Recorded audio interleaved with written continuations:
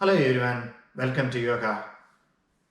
In this session, let's talk about some basic things that I follow, right? In my format, what are the things that is needed, when you can do yoga and etc. A lot of things that we will touch. The basic things that you need to know before you begin your yoga. That's all it is.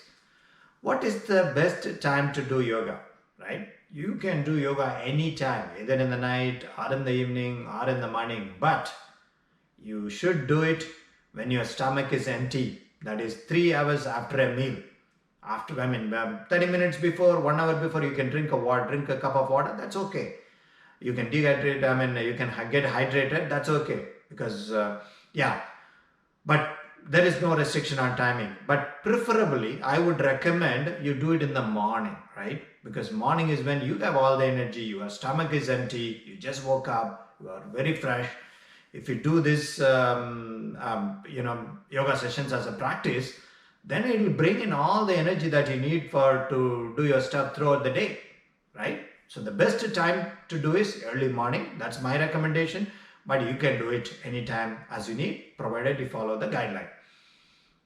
And then, can everyone do yoga? Of course, everyone can do yoga. There is no age limit, there is no age restriction.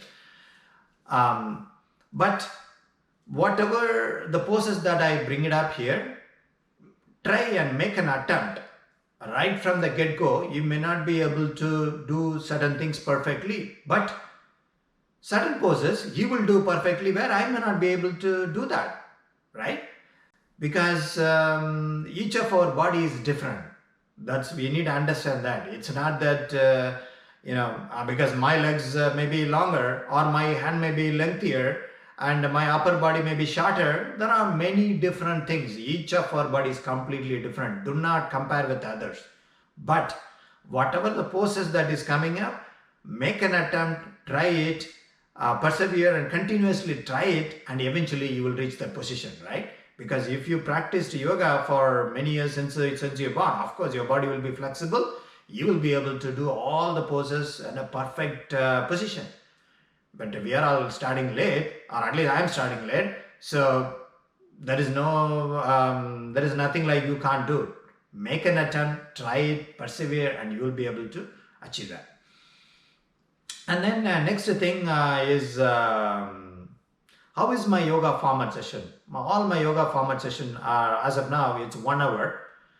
We will start with Om. We will start and end with Om. And then we will start with warm-up poses. Obviously, before we start doing core poses, we need to warm up and make our body flexible. So we will start with a couple of warm-up poses. Once we complete warm-up poses, we will do Surya Namaskar. Followed by the Surya Namaskar, we will get into core poses. The core poses, again, there are many different poses. I will give a step-by-step instruction. You don't need to watch my video and then do it. Do along with me. When I do it, you do it. You don't need to even watch the video. You don't need to put this on a TV and then watch the video. I will give you an audio instruction. If you follow my audio instruction, you can do it. Why that is important? Certain poses I will say, do not look at the TV, look at some stationary object, because when you are balancing your body, when you are balancing certain, where balancing and center of gravity and confidence is needed, I will say do not watch anything moving object, which is including TV, right? In a TV, the picture is moving. So when you see that, obviously your mind is tricking you, right? So do not do that. You can just listen to my instructions step by step, every step by step it may be. Yeah. So just follow that, you will be able to do it. So once we complete our core poses, we will do the body twist and then start our cool down poses. Why cool down poses? Before we do our alternate nostril breathe in, breathe out and meditation, that's what we typically end with.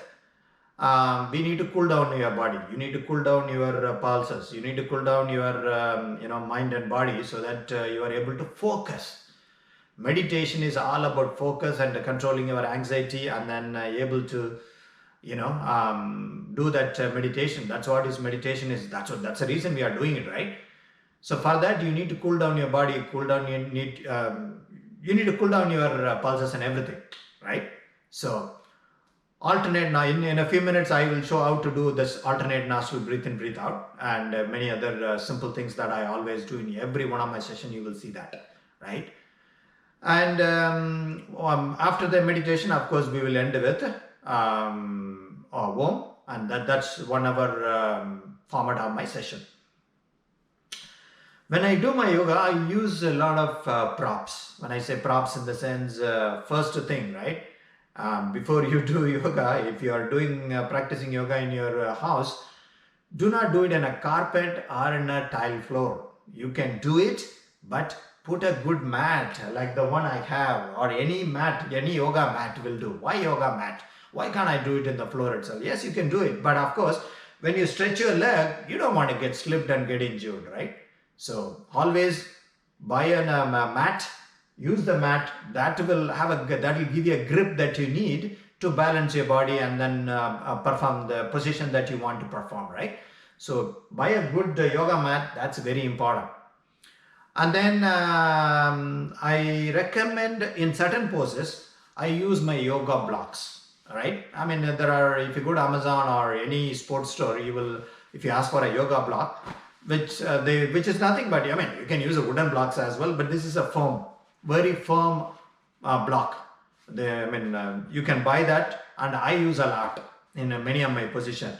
So, and then followed by that, I have a rubber strap or elastic strap. If you are doing a cardio, not cardio, bio and many other workouts, these elastic straps that, again, this one you will also get it in the sports store or Amazon or anywhere. Get that. And then in addition to that, I use sometime for certain position for shoulder support, or a back support, I use a firm pillow or firm blanket or rolled up blanket. When I do it, you will see it. And of course, again, before I do that certain position, I will say what is needed, right? So even some cases, I use a chair, wooden chair to bend your upper body, right? Of course, those are the things, special cases that whenever I do it, I call it out. And some cases I use a sofa or a flat bench. Even flat bench is better, but I have a sofa, I just use it. Lay down so that you place your back flat on the sofa and then do it, right? But buy a yoga block and the strap, keep those things. That's very going to be on the yoga mat, which will be very useful. Next one, let us see a couple of basic things that I do, right? So in all my poses, first one, when you stand, you always don't simply stand like this. Push your chest, raise your chin, and then point your fingers to the ground. This is called Tadasana. Tadasana. That's a basic standing posture, right? That's a basic thing that you need whenever we stand up. I mean, I may not call it out every time, but this is how you try it. And then next one, when I say hands to the heart, which is a simple, and then hands to the sky, you bring it up, simple, nothing complex, which is called Tadasana, Rudva, Hastasana, right? So you point your fingers to the sky, don't lift your shoulder, just only the hands, right? And then forward fold. When I say forward fold, you bend your body all the way down and then bring it. Some of you, because if your leg is longer, you may not be able to reach out to your this thing, but make an attempt. If you still cannot reach out, that's okay. You can bend your knees, but touch the ground with your finger. This is forward fold, right? When I say forward fold, bring it like this, and then point your top of your head also towards the ground. And initially you can bend your knee, but try to straighten up your knee eventually, right? As you start doing it.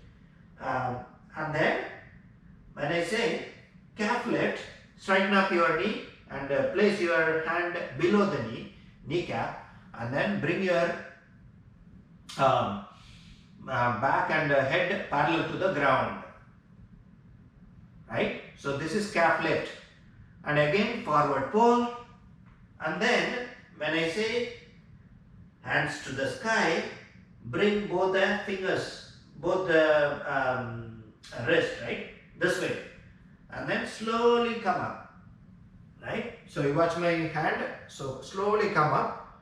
Take it up slowly this way. And hands to the sky, right? So when I say hands to the sky from forward pole, do it in this way and bring it wide. When you, as you get up, you don't want it to lean this side, that side, and then put your hand on the floor or hold your thigh. Don't get up. Just bring it up. Do it slowly, because in your spine, every disc need to come straight. That's how you need to stack it, and then you need to bring your body straight, right? So that's a hands to the sky. And then the next one is lot of things I say. Plank. Plank is simple plank. There is no this thing, but make sure your hands are perpendicular to your shoulder, and then your body is completely stretched, and then your toe is touching the ground. Yeah, your knee is completely stretched. No, knee is not bent or tanking like this. Completely bring it, right? This is a plank. Then in a lot of my poses, every session I say Vinyasa. When I say Vinyasa, first body to the ground. Place your body completely on the ground, right? Simple. And then the Vinyasa comprises three things. First body to the ground, and then up dog. When I say up dog, you bring your hand simply, no weight on hand.